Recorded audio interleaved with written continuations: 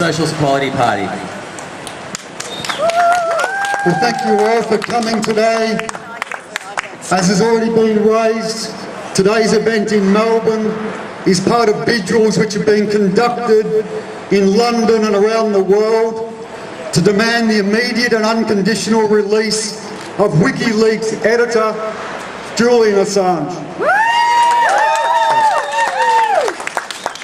Speaking to the United Nations Human Rights Council yesterday in Geneva, one of Julian's principled legal defenders, Jennifer Robinson, said the following: "The United Kingdom is showing deliberate disregard for his medical needs." She said Julian was being asked to choose between his human rights and his human rights to medical treatment. No one, she said, should have to make that choice.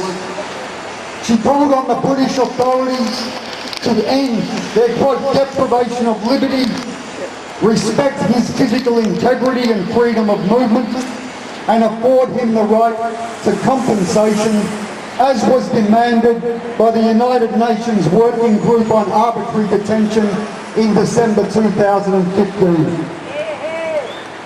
Now, at the vigil in London, speakers will no doubt centrally raise that demand on the British government. Here in Australia, our focus has to be on the responsibility for the persecution of Julian Assange and WikiLeaks by successive Labor and coalition governments.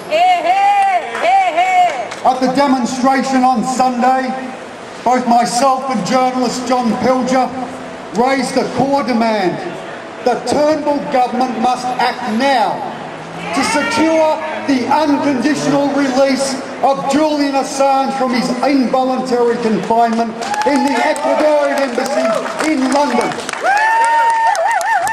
We are not asking Turnbull, we are not begging Turnbull, we are demanding that they act. In 2010, the Labor government of Julia Gillard threw Julian Assange to the wolves. Gillard denounced the activities of a media organisation as illegal activity. Her Attorney General declared they would collaborate with Washington to prosecute him for espionage. Why? It is because the Labor government and every successive Australian government has fully aligned with the United States in a military and strategic build-up against China. They are fully supportive of the US military alliance, so they don't care what happens to an Australian citizen who exposes the war crimes of the United States government and their own war crimes.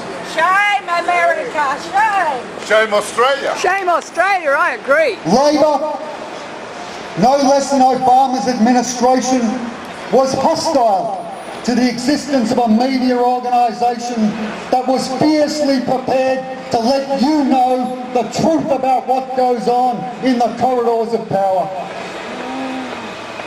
Australian officials have done nothing for 6 years to assist Julian Assange under conditions of his confinement in Ecuador. Over the previous 18 months, they did nothing to assist him as he had to fight a protracted legal battle against fake, fraudulent, manufactured allegations of sexual assault. Slandered and smeared, the Australian government did nothing to defend him. Julian Assange was forced to seek asylum with a small South American country because the government of his own country refused to defend him. Shame! Shame! Shame! The Australian government, the government of Malcolm Turnbull, has undeniable diplomatic power. It has legal discretion. Here we go. It has legal discretion. It has the legal right under international and national law to intervene even in the British court system. In the case of Assange, The issue is not that the Australian government cannot act, it is that it is refusing to act. Shame, shame, shame. Instead, what is being done is Australia is supporting the vendetta to have Julian Assange confined to a US prison cell or worse. As I said on Sunday, we hold Labor government, the Labor Party and the coalition parties that hold government now fully responsible for all the harm and all the outrages that have been committed against a principled journalist who is an Australian citizen. We will hold them responsible for what happens next. They will be held to account for anything that happens to Julian Assange.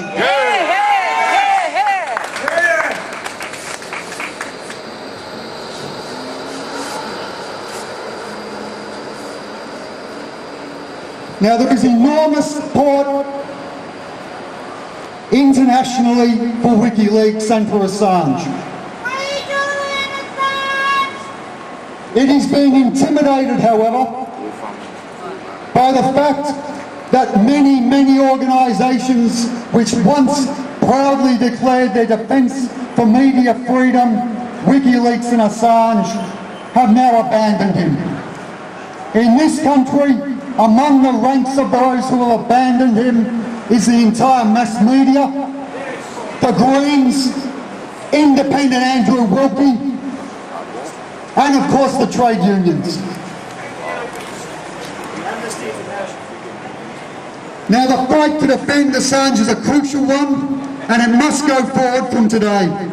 But it is going to have to go forward not by making appeals to the organisations that have abandoned him and lined up with the US military alliance.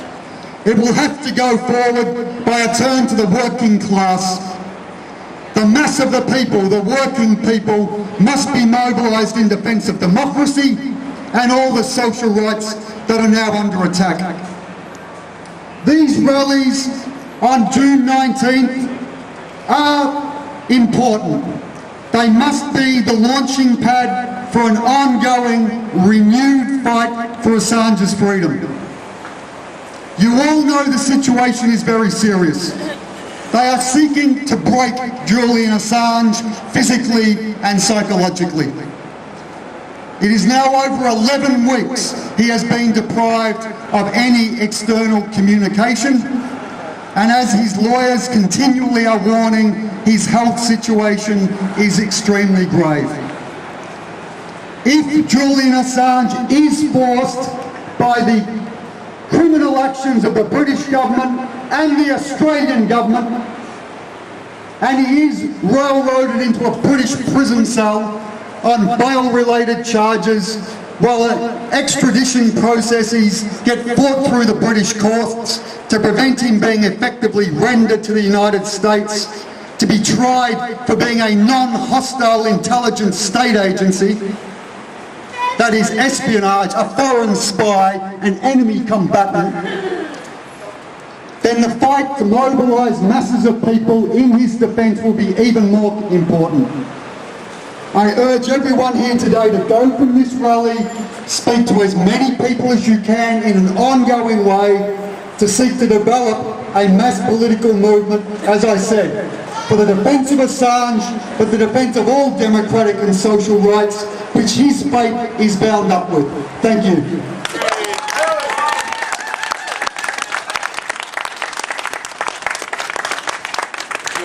Bring him home!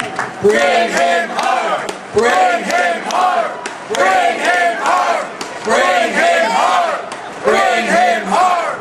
Bring him home! Bring him home! Bring him home! Bring him home! Bring him home!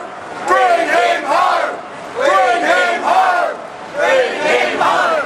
Bring him home! Yep, so John Peel just said in Sydney on Sunday that the persecution of Julian Assange must end or it will end in tragedy. And as James has pointed out, these protests today cannot be a one-off event.